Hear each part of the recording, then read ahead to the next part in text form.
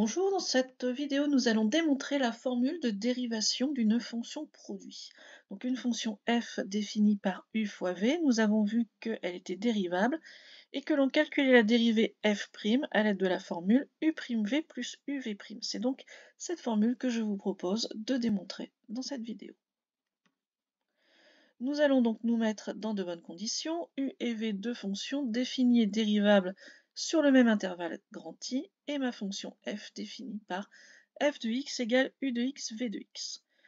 Pour dire qu'une fonction est dérivable, on va donc maintenant utiliser ce que l'on avait vu dans un premier chapitre où nous avions parlé du taux de variation de notre fonction.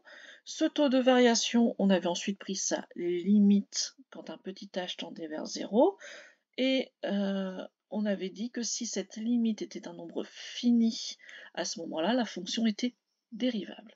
Donc notre but ici est d'essayer de travailler tout ça, mais avec du u fois v. Je prends donc un nombre petit a de mon intervalle, avec petit h positif pour que a plus h soit aussi dans mon intervalle, pour pouvoir travailler f à la fois en a et en a plus h. Le taux de variation est donné par cette formule, f de a plus h moins f de a sur petit h, que je remplace par les u fois v.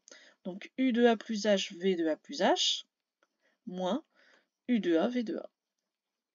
À ce moment-là, je suis embêtée pour faire ma limite, parce que si je fais la limite quand h tend vers 0, en fait, je vais obtenir du 0 sur 0. Donc c'est une forme que l'on appelle indéterminée en mathématiques, et avec laquelle on ne peut pas travailler. Je vais essayer de me rapprocher, puisque j'ai quand même en tête l'idée du u'v plus uv', je vais essayer de me rapprocher du taux de variation de u et de v. Mes fonctions étant dérivables, ça va être possible. Donc ici, j'ai u de a plus h, je vais essayer de lui enlever u de a. Pour cela, je vais enlever, je vais artificiellement créer deux termes. Je vais enlever u de a fois v de a plus h pour le rajouter juste après, u de a, v de a plus h. Je vais regrouper ensemble maintenant mes deux premiers termes, et ensuite mon troisième et mon quatrième terme. Dans mes deux premiers termes, j'ai v de a plus h qui est en facteur commun. Je vais donc pouvoir factoriser. Il va me rester u de a plus h moins u de a. Et on arrive bien à ce que je voulais, à savoir se rapprocher du taux de variation de la fonction u. Quant au troisième et quatrième terme, nous avons u de a en facteur commun, et lorsque l'on le passe, justement, lorsque l'on factorise, on va obtenir v de a plus h moins v de a. Et à nouveau, on se rapproche du taux de variation de v. Alors pour les faire apparaître encore plus clairement, je vais séparer ma fraction, ma somme, en deux, et je vais attribuer le petit h uniquement à la première partie. À ce moment-là, je vois bien le taux de variation de u fois v de a plus h, plus le taux de variation de v fois u de a. Il faut maintenant que je passe à la limite quand h tend vers 0.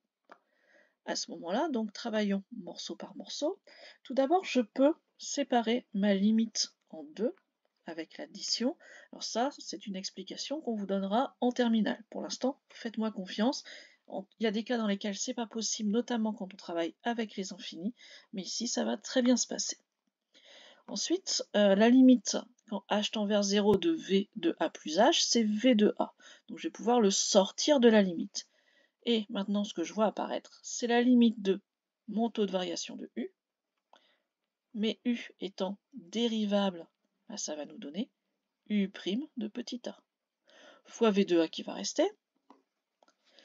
On le voit ici. Et maintenant, ma deuxième limite ici, c'est v' de petit a. Et le u de a qui va rester. Lui, il ne dépendait même pas de petit h, donc j'avais pu le réécrire. On obtient donc pour tout petit a de mon intervalle que la limite de mon taux de variation, c'est u' de a, v de a, plus v' de a, u de a. Donc u'v plus v'. Bon, bah, v' et uv', c'est la même chose. À ce moment-là, donc, ma fonction f va avoir une limite finie de son taux de variation pour tout petit a, donc elle est dérivable pour tout petit a, et on retient donc la formule que j'avais mise dans ce sens-là. Plutôt que de mettre v', j'avais mis uv' parce que ça va ressembler à ce que l'on va faire dans la dérivée d'une fonction quotient. Donc voilà, quand même beaucoup de travail sur les limites, ce qui est quand même un petit peu compliqué puisque c'est plutôt du programme de terminale, mais la démonstration, elle, est au programme de première, donc on essaye de manière intuitive de comprendre ce concept de limite. Voilà pour cette démonstration. Au revoir.